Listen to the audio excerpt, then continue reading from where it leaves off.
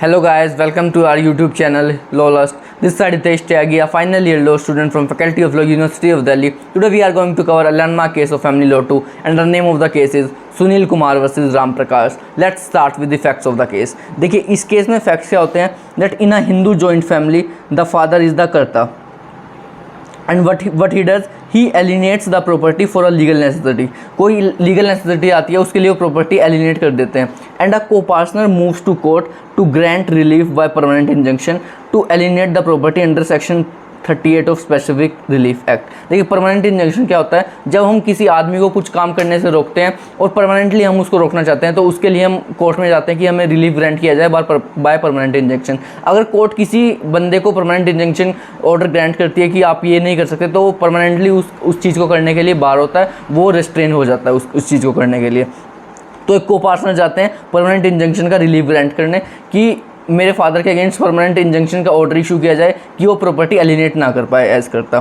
तो इस केस में इशू यही था that whether are suit for permanent injunction by a को partner against the father for restraining him in alienating a joint property is maintainable or not. कि जो उन्होंने सूट फाइल किया था कोर्ट ऑफ लॉ में section 38 specific relief act के अंदर, क्या वो मेंटेनेबल है या नहीं है. तो कोर्ट इसमें ऑब्जर्व क्या करती है that the property is the Hindu joint family property and it should be managed by कर्ता. कि जो प्रॉपर्टी एलिनेट हुई है वो हिंदू जॉइंट फैमिली प्रॉपर्टी है और उसको कर्ता द्वारा ही एलिनेट करा जाना चाहिए, और जो कि इस केस में हुआ भी है.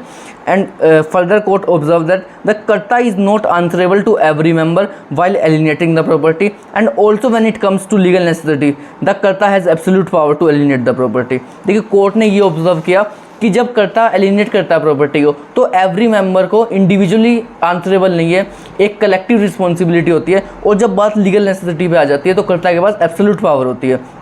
हालांकि कोर्ट ने यह भी कहा इसमें that however the other members of the family have a right to have the transaction declared void but if not justified but you can't restrain karta from alienating. इसका मतलब कि अगर आपको लगता है कि कर्ता की जो एलिनेट है वो एलिनेशन है वो जस्टिफाई नहीं है, तो आप कोर्ट में जा सकते हैं उस ट्रांजैक्शन को वॉइड डिक्लेयर कराने के लिए, लेकिन आप उसको परमानेंटली रेस्ट्रेन नहीं कर सकते हैं.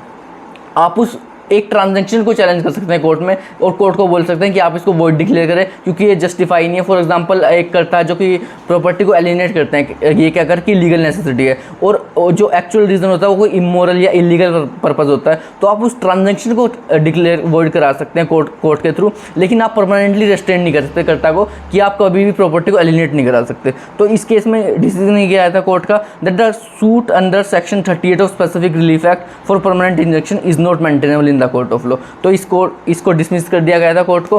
तो यही था इस केस में. Thank you guys for watching our video and for more such legal content subscribe to our channel. Thank you.